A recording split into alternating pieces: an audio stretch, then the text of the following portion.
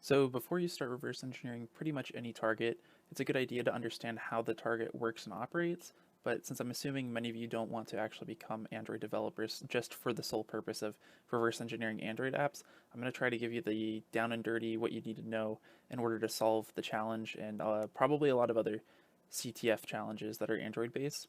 And the first thing that we need to discuss is an activity. An activity is a single focused thing that a user can do, whether it be messaging, displaying a video, or showing a settings menu. So for example, here, if I open the settings app, this is probably a settings activity. If you open sound, this is probably a sound activity, where the sole purpose of the activity is just to allow you to manipulate the sound volumes.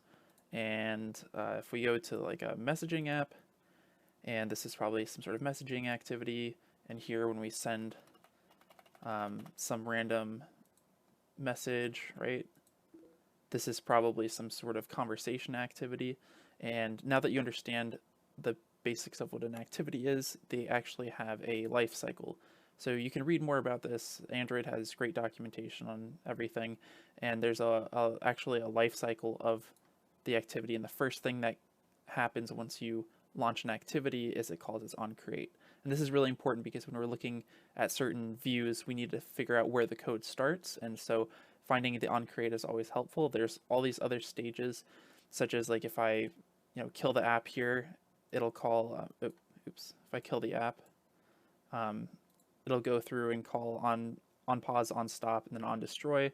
Or if I just switch between different views, right, then it's calling on stop. Or if I, inside of an app, if I click on a different activity, so if I said this is a sound activity, the main activity that we just left is got on stop called, but if you hit the back button, it calls its on resume. So you can read all about that, but most importantly, we just need to focus on the Oncreate. So to show you what it looks like in actual code, I made a demo app and we have an Oncreate here, and the first thing we're going to do is just log that Oncreate method is executing to show you that the first thing that executes when you start an app is Oncreate, and it should just log it to the Android log. And so we see our app opens, and oh, I didn't save.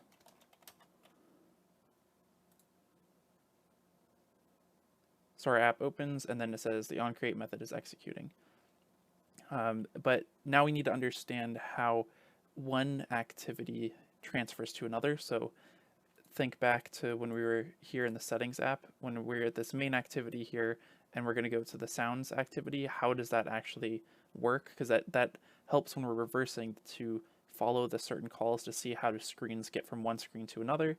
And that brings up the idea of an intent. An intent is a description of an operation to be performed. So it's pretty much just an object saying, I intend to do X, where X can be anything such as create an alarm, open a camera, open your contacts, or in our case, start another activity. So in our demo app, we're going to create an intent, and it's going to start this login activity class, and then it's going to call start activity and start the activity and pass it the intent. So let me save that, and then when I run it, you'll see that it still calls the Oncreate method is executing right here, but then it immediately starts our little login activity. So this is just the kind of basics of understanding the control flow of an Android application and what we need to look at once we open it up and start reading the decompiled code and the Smalley code. All right, so now we're going to start the actual fun part, which is running the app, playing around with it, and then reversing the app. So the first thing we're going to do is install the app, which we have right here, the KGB messenger, and the JD GUI is just the decompiler that we're going to use. I have the jar here too. But what we're focusing on is installing this KGB messenger, and we're going to do so using ADB, which is the Android debug bridge, and that allows you to do all sorts of things like shell into a device. So if I wanted to shell into my emulator, I would just type ADB shell, and I can do things like go all around and mess with files and set certain properties, set broadcasts, all kinds of things from there. But we're just focusing on installing this APK. So we're going to do ADB install KGB messenger, and we get success. So we come over here to our phone, we open it up, and we see the KGB messenger app right here. And when we open it up, we immediately are prompted with this integrity error. This app can only run on Russian devices. So I'm trying to like click around it and see if I can like get around it by hitting the back button, or like maybe if I kill the app. If I kill the app and if I open it, it's still there. And if I hit exit, then it exits out. So we're kind of stuck on this screen right now. So we're kind of limited onto playing with the app, which means that we pretty much have to drop into reversing right away. So the first thing we're going to do is decode this APK using APK tool, and it's APK tool decode KGB messenger. So what this is doing is disassembling our classes.dex file into all of the relative smally files, and it's decoding all of our resources that are stored in XML and restoring them back to XML. So if we come inside of KGB messenger, and the first thing that we need to think about when we open up an app is which activity starts first, and we can find that inside of the Android manifest here.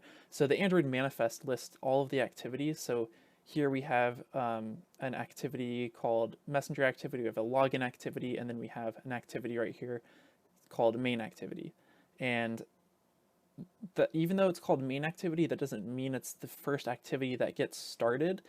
It's not name specific. What's specific is if it has this action Android name equals Android intent dot action dot main.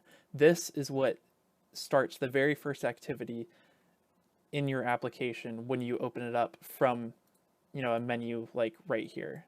So if I open it up, it's looking inside that Android manifest first to find which activity to run. So in our case, it's called main activity, which is pretty convenient for us.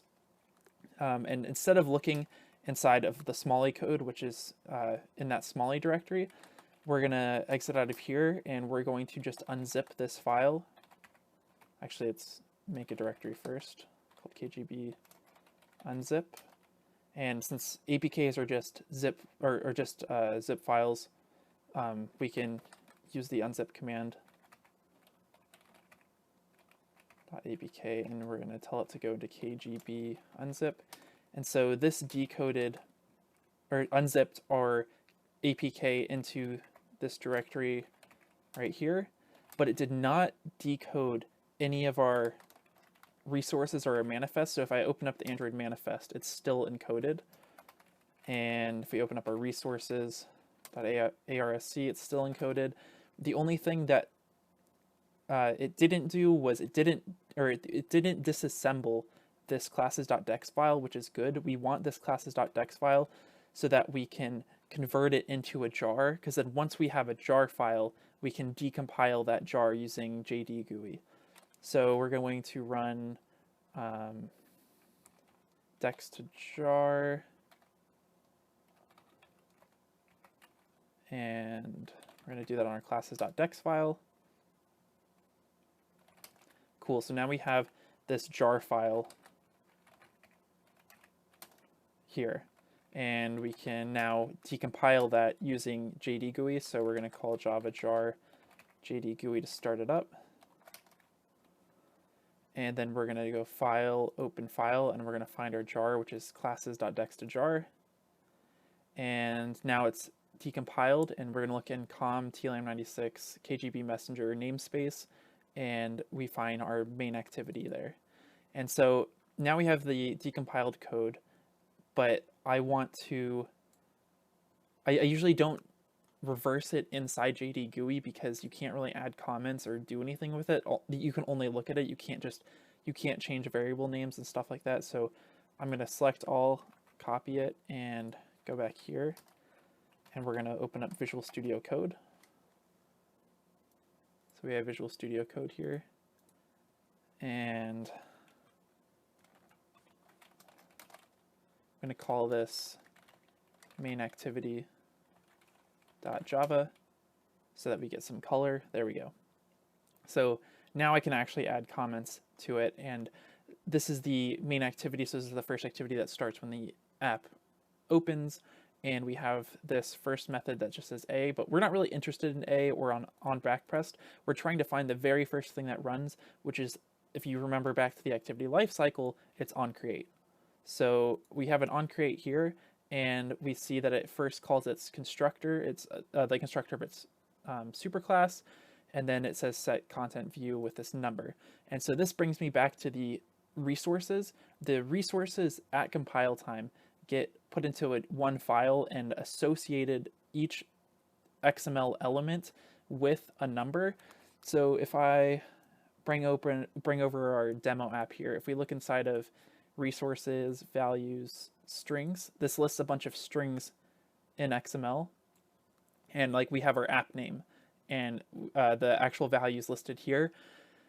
You can, throughout your entire app, refer to this string by the resource name, and if you change the value here, it will percolate throughout your entire app and change it throughout. So that's like the reason why we have these kinds of XML resources.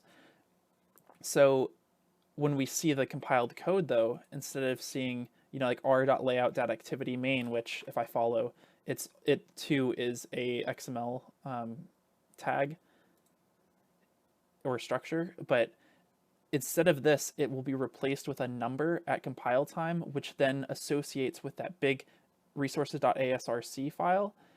And that's what we're seeing right here. We see set content view, and it's the number of the associating to the resource. And this is in base 10, but I know that it's stored in hex format, so I could search for that if I want. But since I'm an Android developer, I know that set content view is just doing some UI stuff, so I'm not really interested in that right now. I'm more interested in what happens after, which is calling system.getProperty user.home.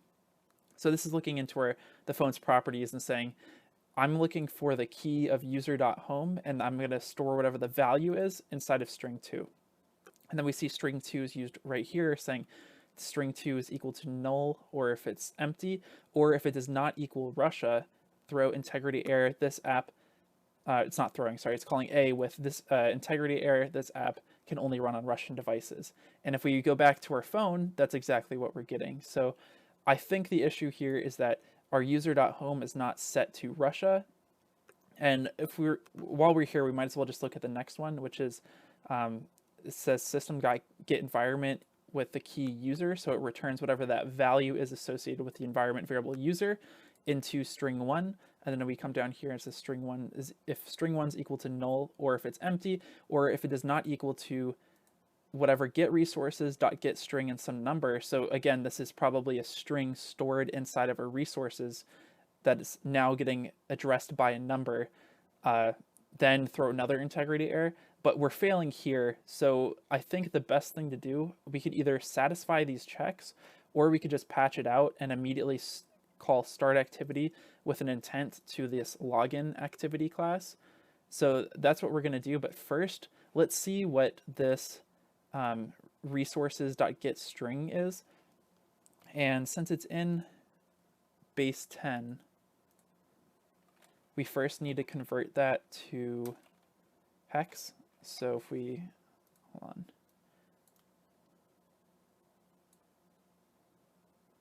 If we copy the value and we find the hex value of it, and then we can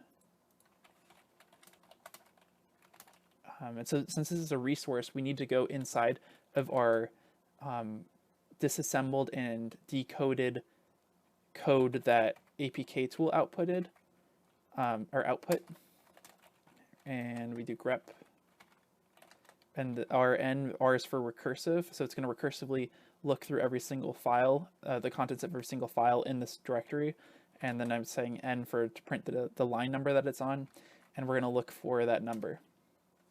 And we see here that we get a reference from main activity.smalley, so that's the smalley code from the main activity, and which makes sense because it's getting referenced in our decompiled code. It's also going to get referenced in our disassembled code. But more importantly, we see inside of res values public.xml, which is our decoded XML code from that APK tool did for us. We see a attribute that says public type equals string name is equal to user and ID is equal to the value that we were looking for. So if we know that that is of type string, and as an Android developer, that means it's stored in our strings.xml, and so that's where we have these strings all stored, and we can look there for whatever that value is. So if we grep and we look for user, and we want to filter that down so that it's only the only file we're looking for is our strings.xml, we do that. And so we see in our res values strings.xml, we have a string with the name user, which is what we got from this mapping here, where it was associated with this ID tag, or sorry, this ID attribute. We see it says user, and then the value of the string is right here. But as a CTF player, you probably notice the equals padding, and that immediately tells us that it's encoded probably in base 64, but it's so we can check right here to see what this mystery string is, and so we can echo it, pipe it to base 64, and decode it, and that's how we get our first flag, which is Sterling Archer.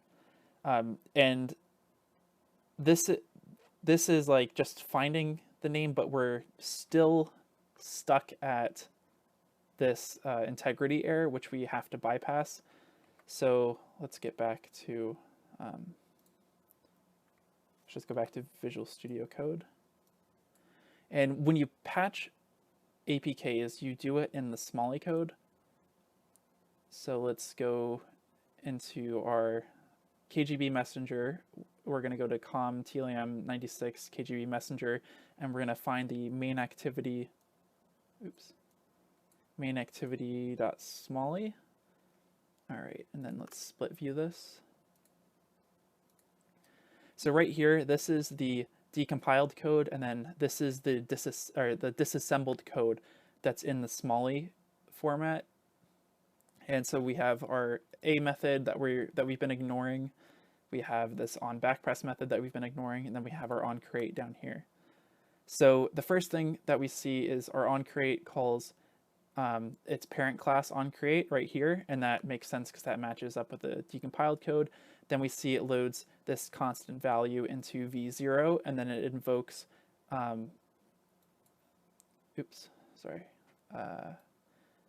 invokes set content view, which is right here, and it passes in this constant attribute right here, which matches our decompiled code. So we're calling set content view. And then now this is where the interesting part of checking the property and the environment variable. So we load the user.home string into v0, and then we call get property with the value v0, and then we store that into this value v0. So we're going to say v0 here is equal to system.get property of user.home.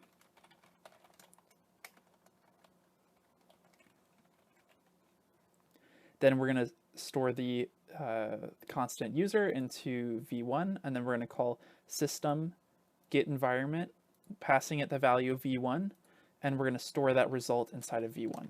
So here we have v1 is equal to system.get environment with the constant user. And now our checks begin. So far this code matches exactly with this code, and we're going to start doing our checks. So it says if v0, which is our system.get property of user.home, is equal to 0, then we're going to jump to condition 0. So if we follow this label, condition 0, we see this is an integrity error, and it says this app can only be run on Russian devices, so we don't want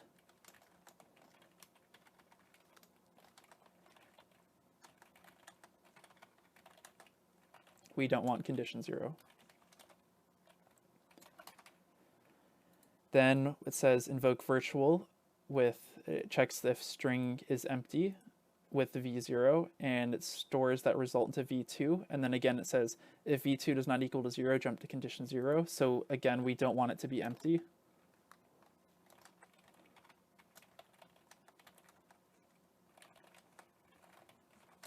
Which is matching up exactly with the decompiled code right here. And then we load in the constant string Russia, and then we say this if string dot equals, and we're calling this based off of v0. And if we go up to v0 to see what v0 actually is, it's set up here to the system.getProperty.user.home. So we're saying if the return value of that dot equals v2 is Russia, and we're going to store that here. So what this is saying is if v0 dot equals v2, which is Russia, we're store that in v0, and then it says if that does not equal to 0, jump to condition 1, and if we follow the label to condition 1, we see that it skips over this integrity error and this return void. So this is what we want.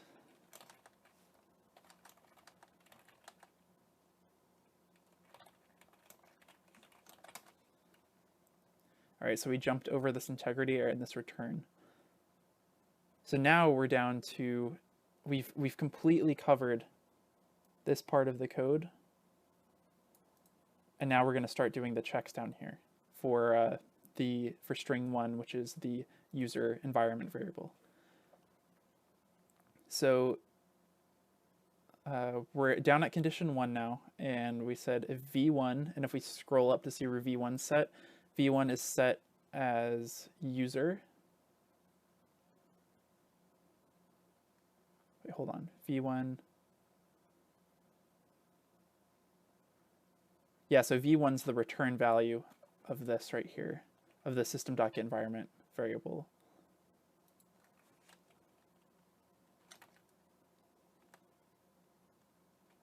Okay. And then we call isEmpty. We move the on v1, and we say, so we're saying if the string is empty, and we're going to store the result in v1.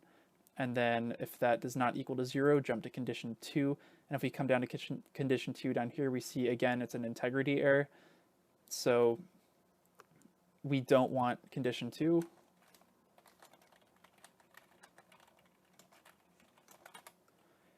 And we keep coming down here, and this is where we see our 7F, OD, and then 4 zeros. And if you remember back to here, that is the ID of the string value that was this base64 code. And since we could either satisfy these conditions or just patch these out, I honestly think it's way easier just to patch it out. So we could start with patching out these integrity codes, or these integrity errors.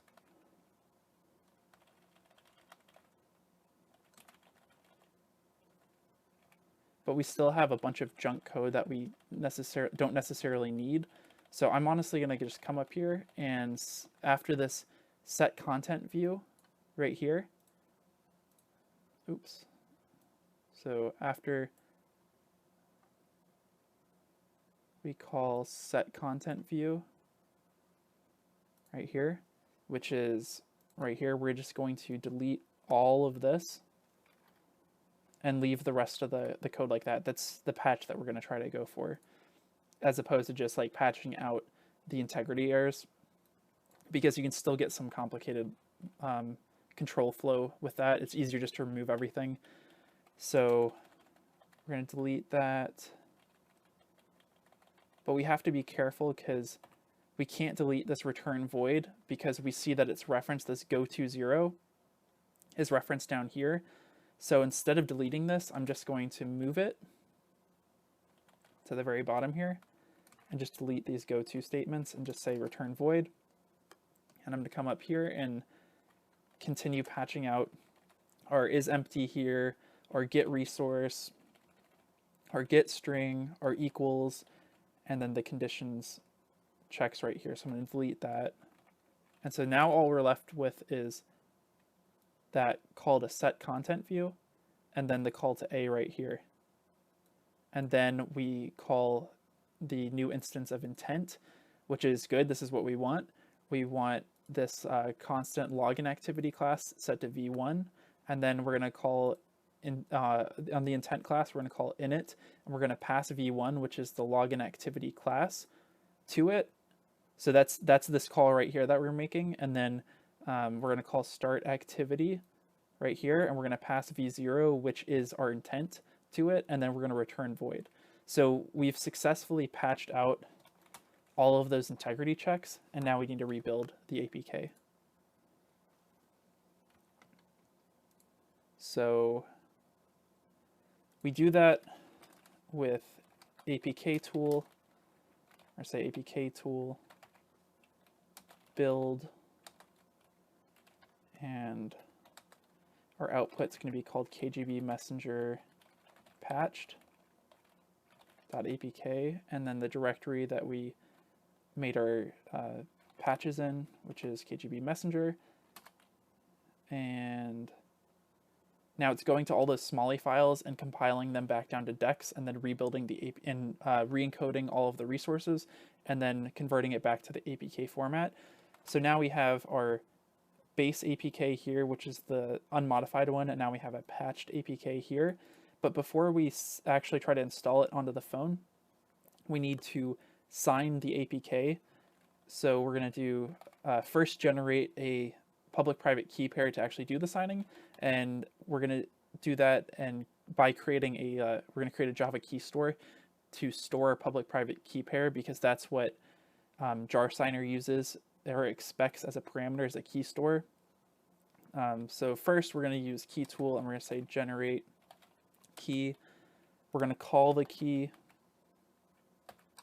KGB messenger, and then we're going to use the key algorithm RSA. We're going to call the key store.java key store, and we're going to make the key size 4096 because we're paranoid. So we're going to enter a password. I'm just going to make a password, and we don't really need to fill in any of this information here. Then it's going to ask me for the password again. Cool. So now we have our Java key store here, which has our public-private key pair, and we're going to use this as a parameter to jar signer so that it can sign it using those keys. So we're going to say jar signer key store, and we're going to specify our key store, that Java key store, our store pass, which is password, and then the APK, which is the KGB messenger patched.apk, and the key name is KGB messenger. Cool, so now it's signed. But now that we have this new signature on our patched APK, we need to realign the APK to take into the new signature into consideration. So we use this tool called Zipalign, which is included in the Android SDK. So we call Zipalign, and we're going to say we're going to align it by a 4-byte boundary, and we're going to do KGB messenger patched, because that's what we're realigning, and we want the output to be KGB messenger patched, and then we're going to call this aligned.apk.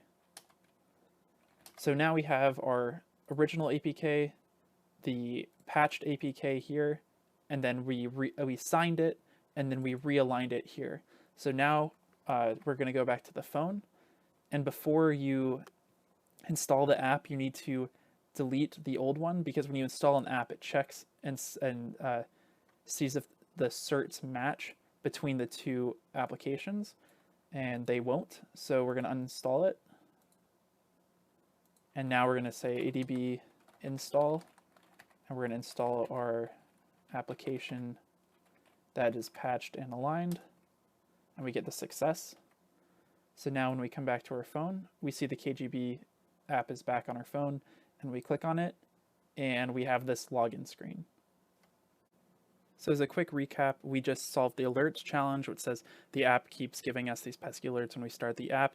We should investigate. While we investigated, we found that it was checking one of the system property strings, was comparing it to a base64 encoded string. When we decoded that string, we got our first flag. Now we then patched out that check so that we could access the login screen, and so now we are at the login challenge, which is supposed to be easy, and it says this is a recon challenge, all characters in the password are lowercase. So the first thing that we're going to do is just play around with the login screen and see like if we could just like bypass it, like, you know, if we're hitting login, nothing's happening, but what if I enter in like test and password, then we see users not recognized, but what if we just leave in test? Let's see if there's any character, like password length requirements. Nope. So we're pretty much stuck here, which means we kind of have to just drop into the code right away. So we should start up JD GUI, and we'll open our class's dex2jar file, and we're going to go inside the com tlam96 KGB messenger namespace. And last time we were inside this main activity class that we patched, but at the very bottom we saw that it created an intent to the login activity class and then passed it into start activity. So this login activity class is what we're looking at now. So we can follow that there, and instead of dealing with it in JD GUI, we're just going to copy paste it, and we're going to bring it over to code. So in Visual Studio Code, we're going to create a, let me make this bigger. We're going to create a new file called loginactivity.java, and boom.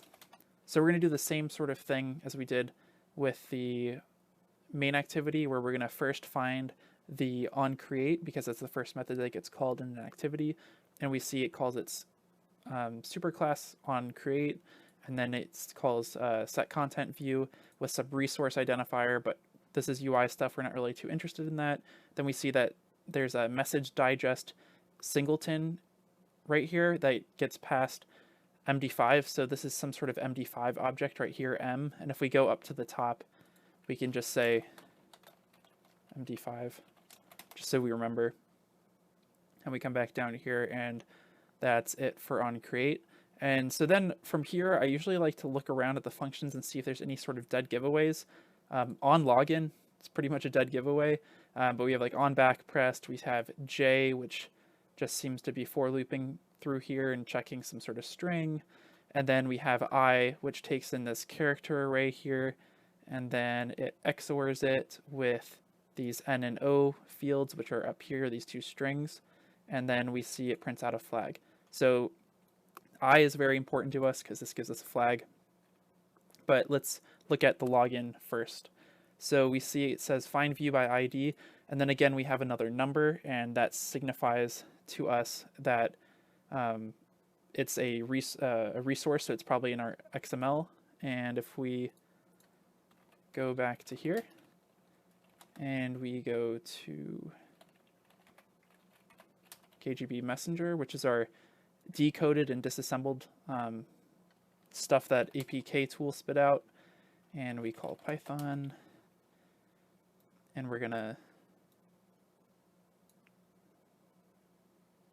there we go. Copy this, get the hex value of it because they're stored in hex. Oop.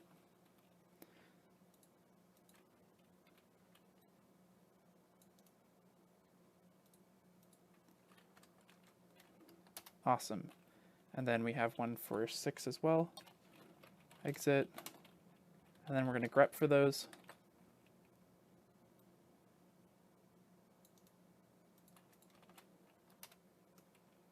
And we see it's in loginactivity.smalley, which is okay. Then we see res values public, and it says type is equal to ID, name is equal to login username. And so let's look for the other one. and we see that it's again says public type ID login password. And so if we come back here and we see this edit text, if you Google this, an edit text is the view type that a text box is. And since we have two edit texts that we're grabbing from the resources, and there is a login username one and a login password one, that means it's referring to these two text boxes here. And so edit text 2, which is the one that ends in 7, that one ends in F. So this is the username. And then this is the password. And then we're calling in the edit text object, we're saying get text and toString. So it's just getting the string that's inside of the text box. So that means n is equal to username string, and then O is equal to password string. And if we come back up to the method up here, n is username, and then O is password.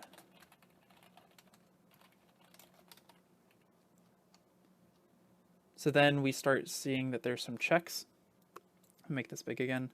It says if n does not equal to null and O does not equal null, and this and n, which is the username, is empty or is not empty, and the password string is not empty, then we fall into this block. Otherwise, we just exit out and nothing happens. And then we see it says this.n, so our username dot equals resources dot get string, and then a identifier. So this is similar to what we saw earlier, where it's getting a string value by its XML ID and then comparing it to n. So we should probably, again, look at that. And we'll come over here, get into Python, hex of whatever this is. Awesome. Then we're going to grep for it.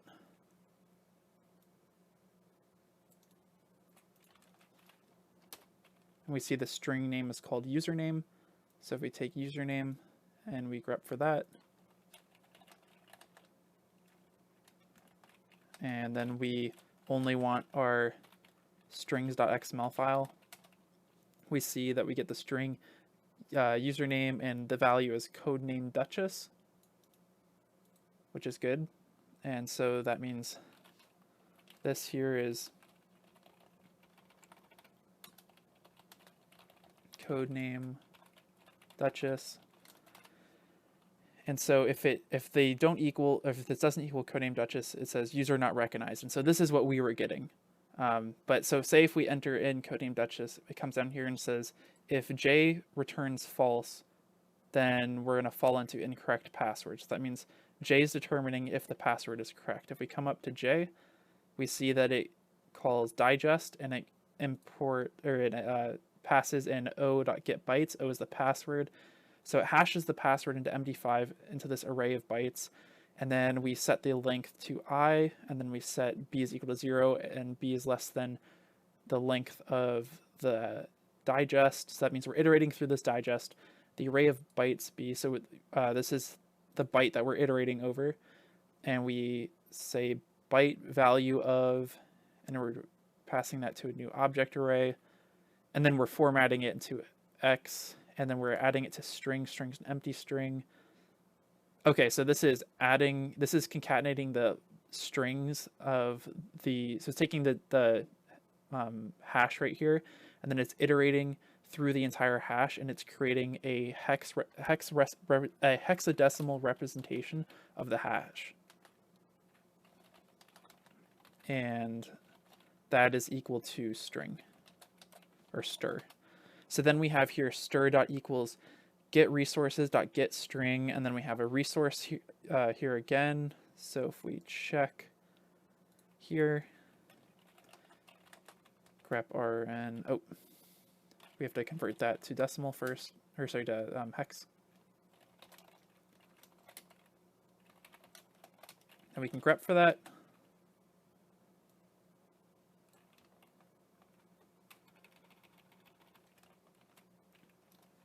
And we see type string, name is password. So if we grep for password, and we only want it from the strings.xml file, and we see the hash of the password is right here. So it compares it to a hash, and then it returns if they're equal. If they are equal, then we continue and we call I. Otherwise, if they don't equal to each other, it just says incorrect password. So let's go up to I, and I is where we get this array, this char array that we XOR with things, and we're XORing with N, which is the username, and with O, which is the password. And this is the password string that we got from that edit text box. So this is not the hash, so we can't really compute that unless we knew what the password is. But that's why that this is a recon, because we have the username. So if we pop over to the internet and say Archer codename Duchess password, if we go to this second link here and type in and search for the password, we see that the password is guessed. And so this comes from a clip from one of the episodes. So if we like just type in Archer password,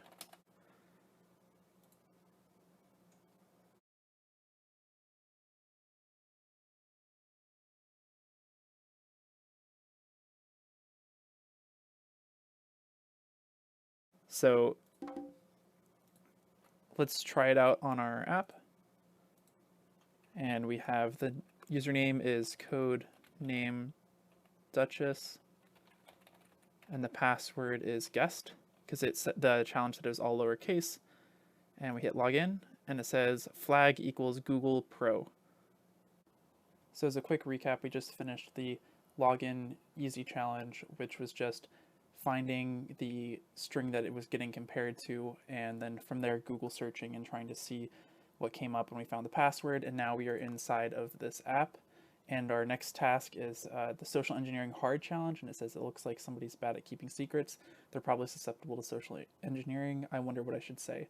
So if you read this text, this group chat, you see that Boris is the one that is susceptible to just giving away passwords. And we can play around with the app, send some like test messages, and it definitely responds. And there's not too much to do, so we pretty much have to again just dive right into the code, which we'll do. So let's first start JD GUI again.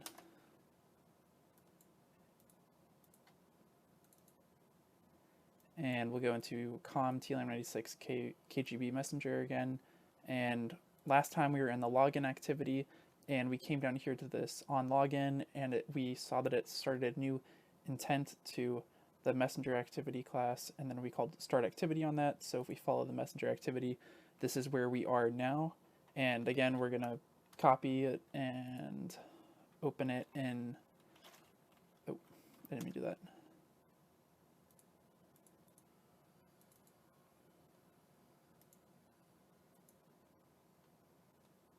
We're gonna copy it, then open it up in Visual Studio Code.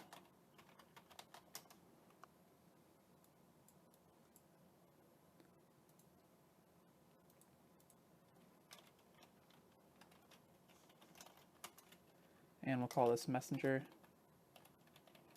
activity. Cool. And we're gonna do the same thing that we did in the other activities, which is go find Oncreate. So keep scrolling down, and oh, there it is. Okay, so Oncreate, we see it calls its superclass constructor, and then it calls set content view with a XML ID, but again, we don't need to look at that. That's just UI stuff. Then we see it says get resources.get string, but it doesn't set it to anything, so we can kind of just skip over this. It creates this O array of type A, and doesn't really have anything inside of there. And then, so we can kind of skip over this, and then we get a recycler view. A recycler view it just manages showing long list of things, but it does it in a way that caches it and reuses objects, hence recycler. So this is more of a UI concept that we don't really need to pay attention to. And we see that it creates an A object and sets it to N. So let's go up here. So this is, oh, hold on. An age object and sets it to N.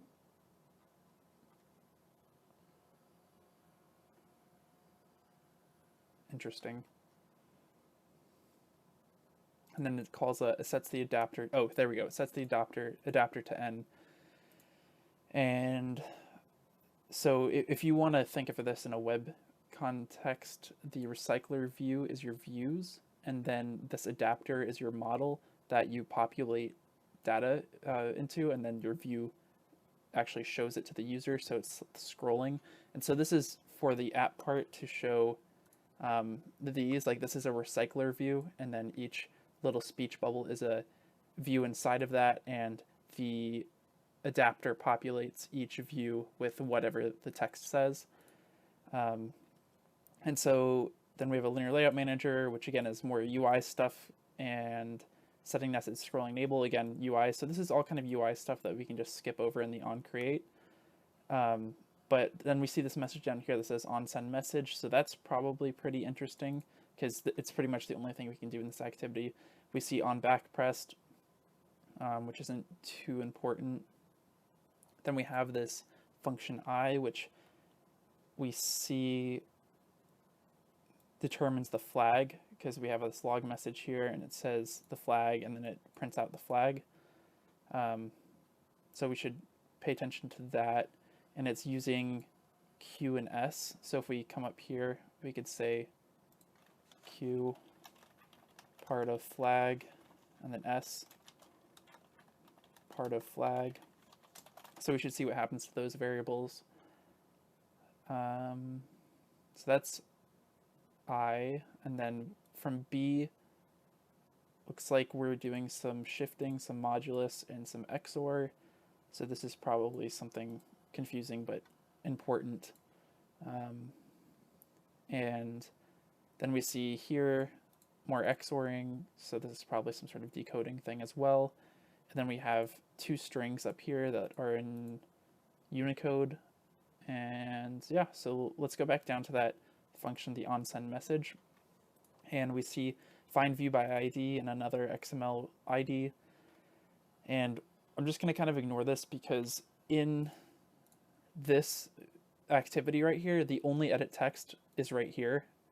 That's because that's the only part of the UI that accepts user input. So we're just going to assume that instead of looking it up. And then we're going to say edit text, get the text that's within the box, send it to a string, and set it to stir. So this is our user input. If it's not empty, we're going to fall through here. Otherwise, we just continue out. Then it says this dot O. Where's O? So O is that list of A objects. Dot add a new A object with some XML reference, our string, this callback a J, and then false.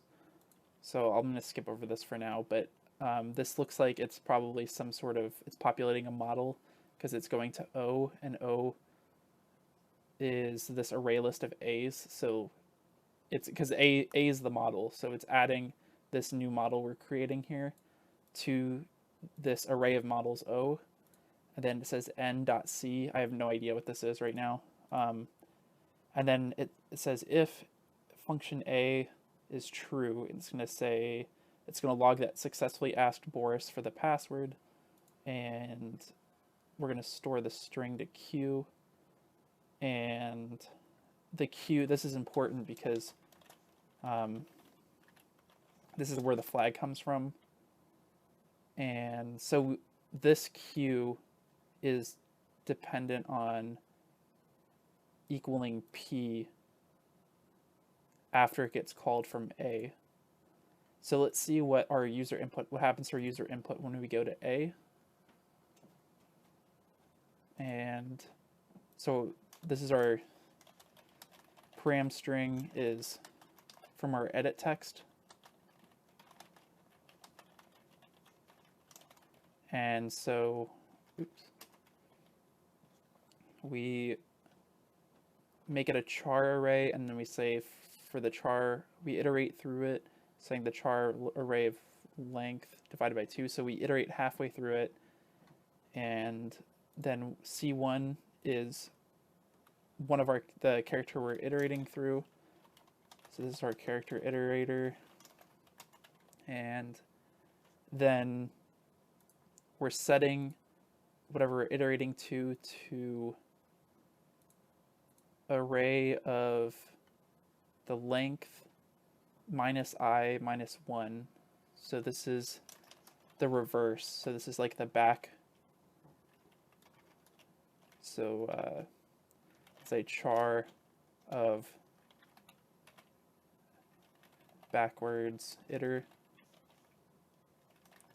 and we're going to XOR it by hex 32, and we're going to set that to the char of the forward iter,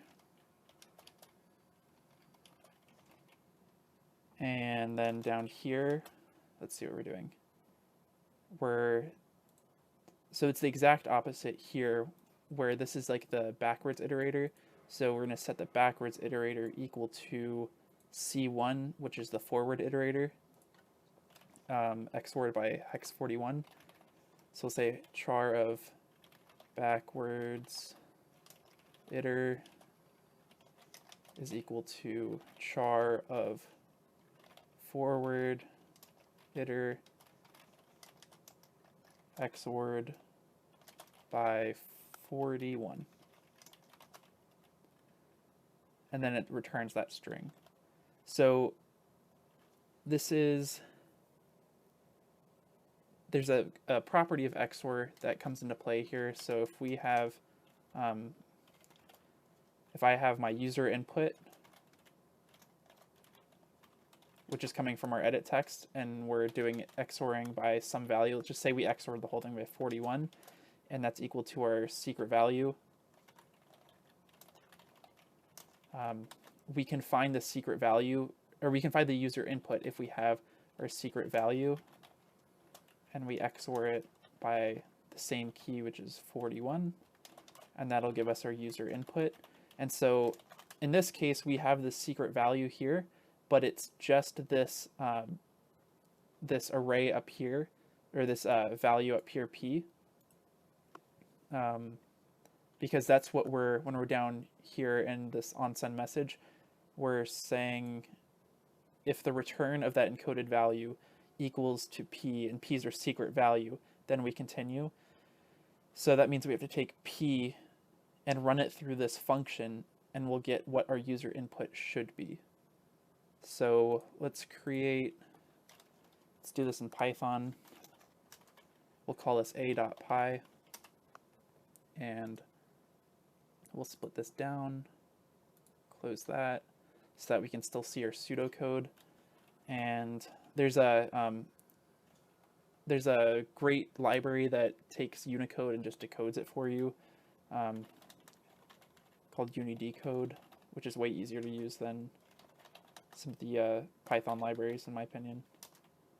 And we're going to have our p string is equal to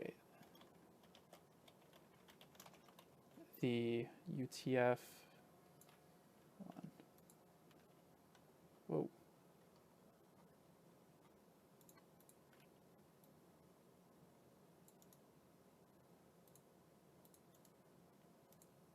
It's equal to that, but then we want to unidecode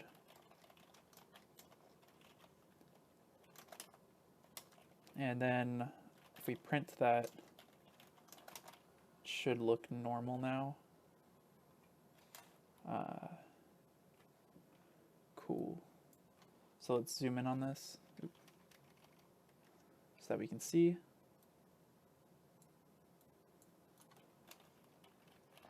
And we'll type in Python 3 a.py. Cool. So now we're getting the weird characters as opposed to the escape sequences. So now let's actually implement this. We'll say for iter in range of the length of p divided by 2.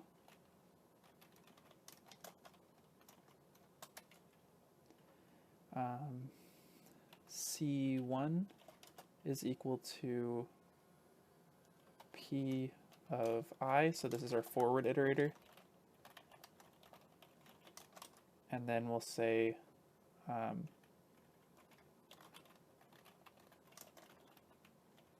backwards iter is equal to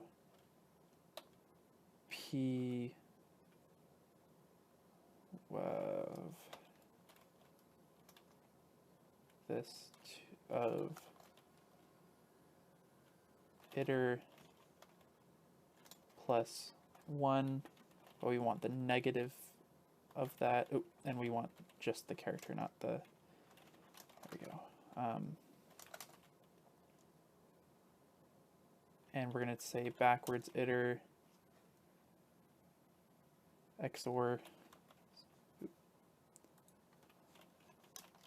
the ordinal of that so that we can XOR it with hex 32.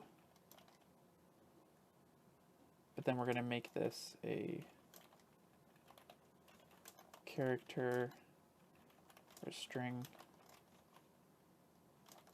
and how are we going to do this? I'll just print it for now. So that's our backwards iter. We'll just call this forward iter to make it make sense. Forward iter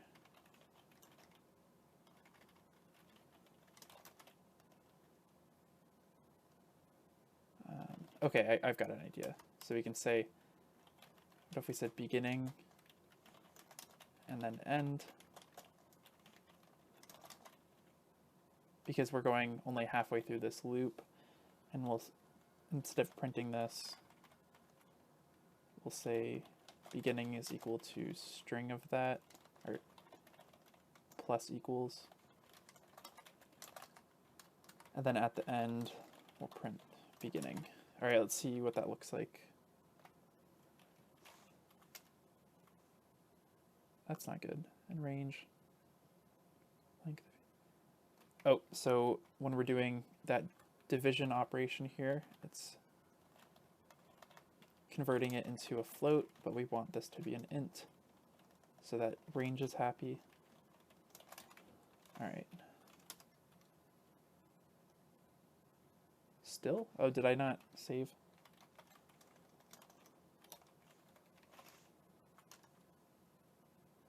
I is not defined. It's supposed to be iter.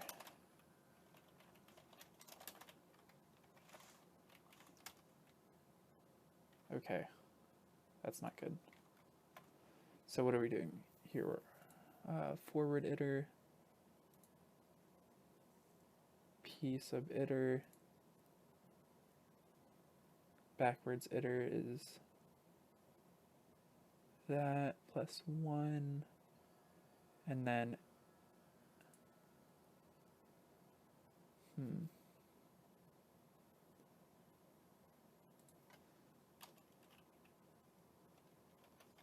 maybe I have this backwards. Aha, I had it backwards. I flipped the XOR, I was XORing by the wrong character. So we clearly have some English here. It says Boris give. Now let's add to the end, which is, instead of the backwards iter, we're going to do the forwards iter. And we're going to XOR that by hex 32. And then at the end, let's print end. All right, let's try that out. Boris, give me the... Okay. So this is coming out backwards. So what if I did this?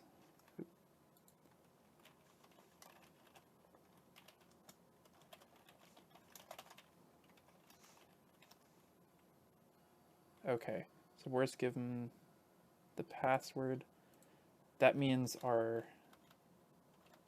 pretty sure it's supposed to be me if I remember correctly, but that means when we're dividing, here, let me add one to the iterator here, to the range. No. Okay. Well, it should be me. I think I'm just having a programming error here, but I don't really care. I get the gist of what I'm supposed to be getting. But so let me try it out. And it should be, let me get the capitalization correct.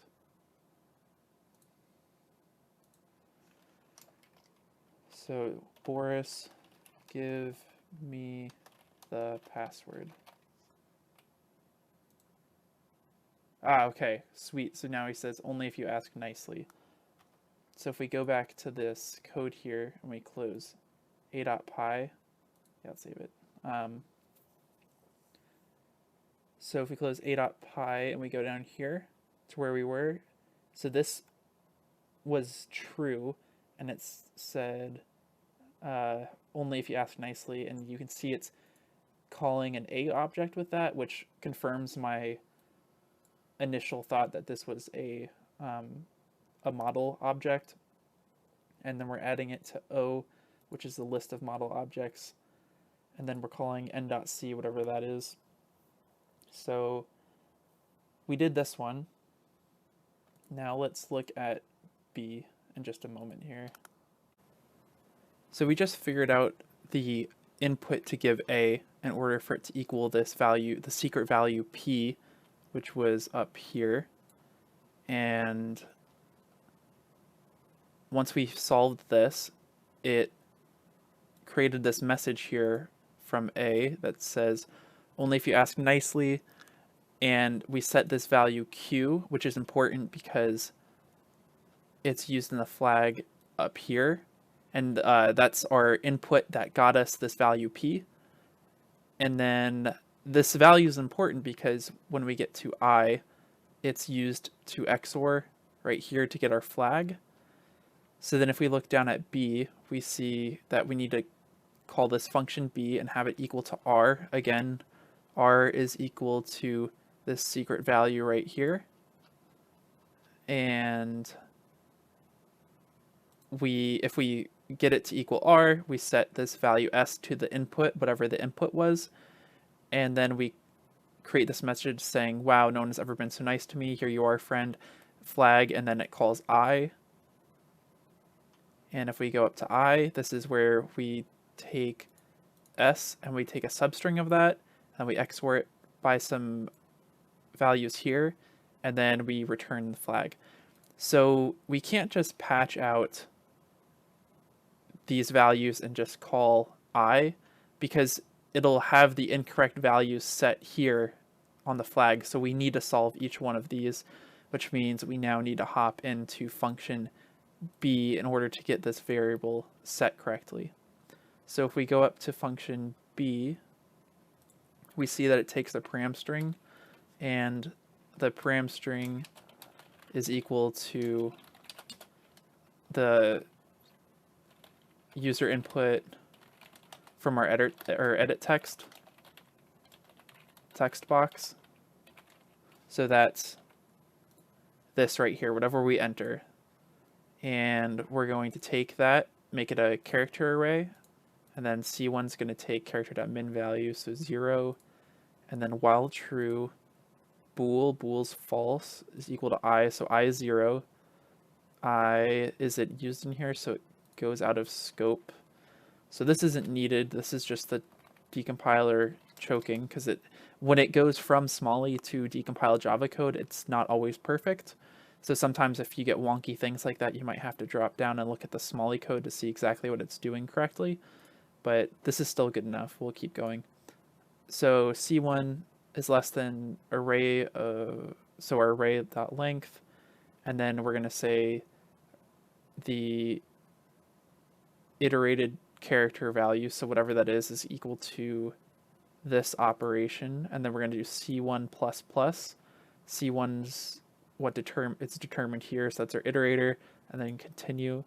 Okay, so this is just the decompiler choking on a for loop. So let me rewrite this into a much cleaner syntax. C1 plus plus, and then we can get rid of this. So we can get rid of that, and that, and that. So this is what it's doing in Java. It's just the decompiler is not completely accurate. Or it was accurate, it just wasn't doing it in a very readable way. And then we're doing this operation. So I guess we'll just come back to here. Let's keep going.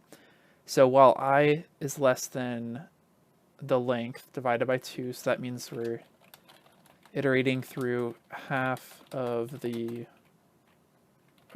input, not the full thing.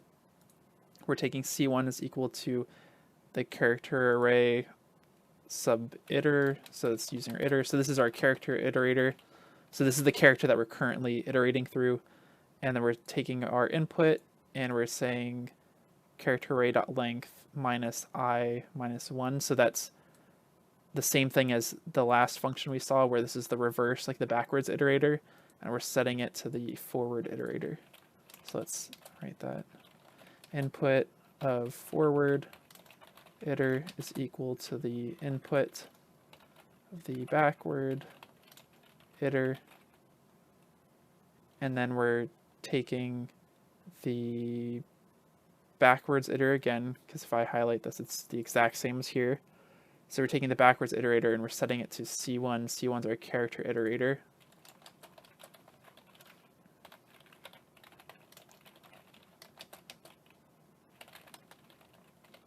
So this, and then we're adding to I. So this is just reversing the array. And then we return our string. Cool, so now that we have like this overview of how B works, let's actually drop into Python and start working on this. So split this down like last time so we can see, because Java is super verbose. And let's talk about how we're going to do this first. So normally when you have a function that scrambles something, some sort of input, let's say that it scrambles by doing operation 1, operation 2, and then operation 3. In order for us to successfully unscramble this input, we would normally have to go operation 3, operation 2, and then operation 1. So when we get here, this is the scrambling function, and we're trying to write some unscramble function to get our input back.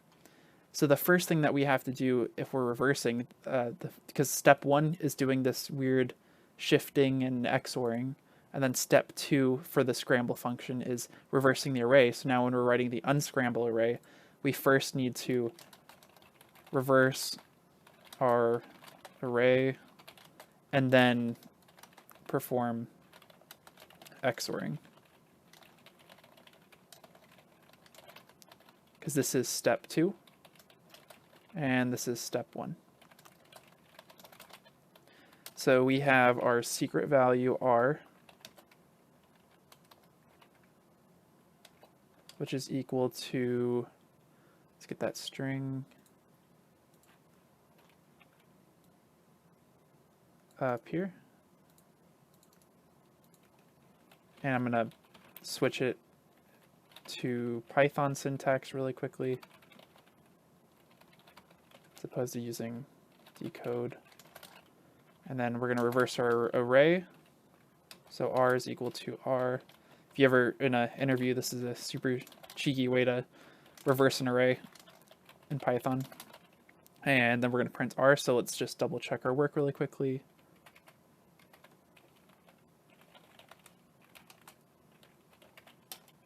And we get QG $, and QG $. Cool. So it did work. So we're done with the reverse array part. Now we have to look at this XORing and shifting and stuff. So let's go down to B and read this. So we take some input, we shift it by C1, we mod it by 8, and we XOR it by itself. So I don't know the precedence rules off the top of my head that well for Java, because this is all in one line. So if you look up the precedence rules, let's break this down. And so the operators at the top here are the highest precedence, and then down here have the lowest precedence. So we have a shift operator, a mod operator, and an XOR. So if we're coming down, we see the modulus here, the shift here, followed by the XOR here. So we do mod first, then we do shifting, and then finally we do XOR.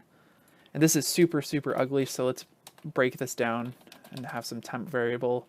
And we'll say it's our input of our iterator, and we're shifting that by our iterator mod 8.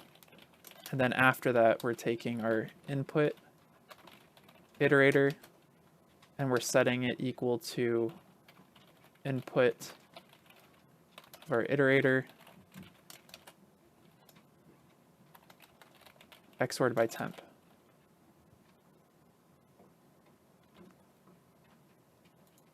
So cool. Normally when we solve anything that's being XORed, like the A function, we have some input and we XOR it by our key, and we get this secret value as a return. And then we reverse the code, find the key, we find our secret value, and then we get the input. But here, so we could normally do it this way and find our input. But if we look at the key here, the key is this temp variable, and this temp variable is coming from input sub iter, which is our unmodified input that we don't know, and then we're shifting it by known value iter, where iter is just the index into the array. So like here, iter would be 0, then it'd be 1 here, then it'd be 2, 3, 4, 5, 6, 7, and then 0 again, and then 1, 2, 3, 4, 5, 6, 7, because we're modding by 8. So we know this value, but we don't know this value. So since we only have the secret value and we don't have a key or the original input, we can't solve it this way. So the way you have to solve this is by brute forcing. And before you get upset, it's not actual brute forcing. So let me show you. Say if we have our alphabet, ASCII letters. So say if our entire alphabet is, actually you can figure that out. 52 characters, and then the length of our secret value is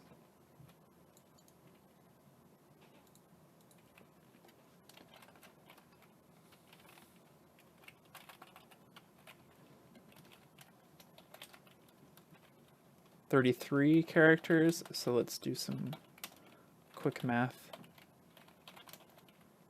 So if we had 52 possibilities and there's 33 spaces, then that's how many possibilities we have, and there's no way we could solve that using this method here, and there's probably tons of collisions and it would get really ugly and impossible. So we have to think a little bit smarter about this and look at each character as its own puzzle. So we're going to let's do Q, for example. We know at Q, the iterator is going to equal to 1 because 0 is here, and then it goes 1, and then 1 mod 8 is 1. And then our secret value is equal to Q. So if you take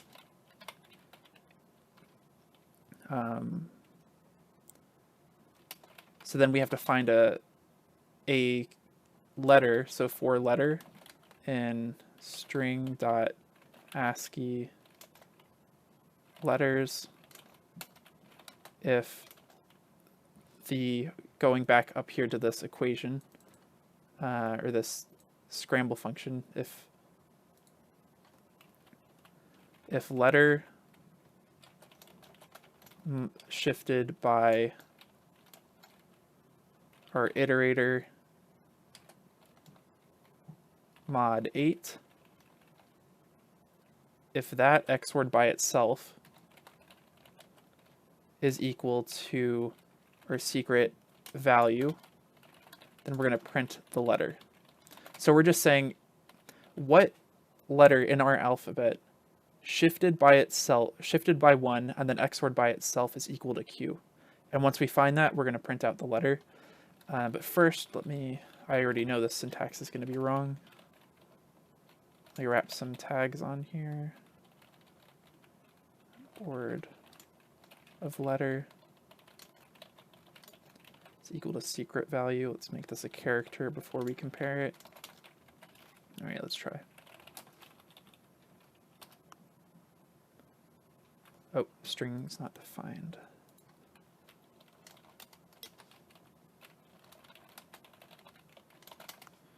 All right, now let's try that. So we get the letter A. So we just solved one character of this equation, but let's make this a little bit more generic so that we can solve for more characters. So let's just call this find value, I guess. And so the two parameters we have, if we look back to here, is our iterator and our secret value.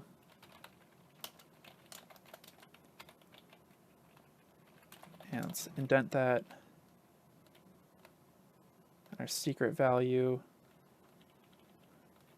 And then let's try this one more time. Say print find value of 1 and Q.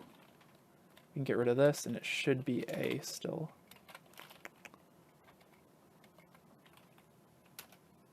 A, cool. So instead of just doing it with our one character, let's actually go through the entire, let's iterate through the entire R string. So in the range of the length of R, let's try find value of iter and R sub iter.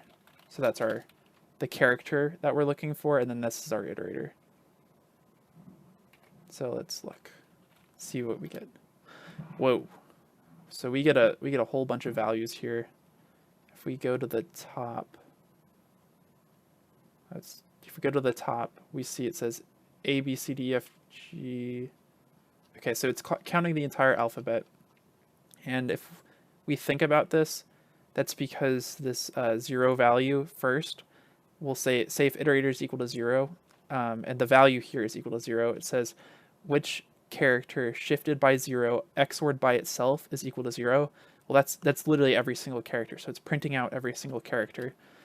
So we need to edit this down a bit and say if iter mod 8, because we have more than 8 characters, is equal to 0, then we're going to print, because we have no idea what this is, because this could literally be any character, print question mark and then return.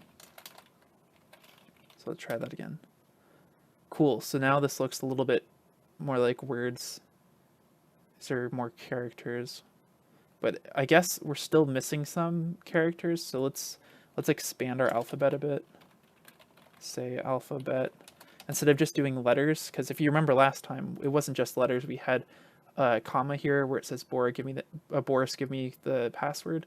We could have numbers, we could have all kinds of things. So if we did string.ASCII letters plus string.digits plus string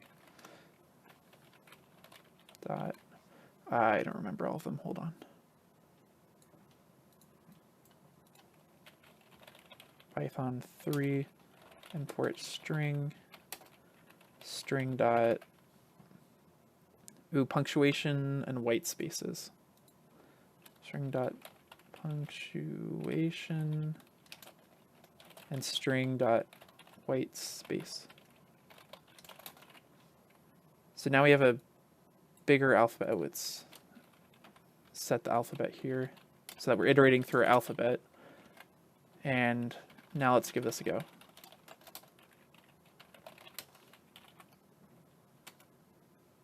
Sweet. So we see something AI. Look, we have a symbol, which is good.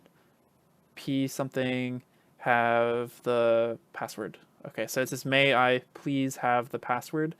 And we do have some question marks because we don't know what those values are, but just kind of inferring that's what it says. So let's try it out on the phone.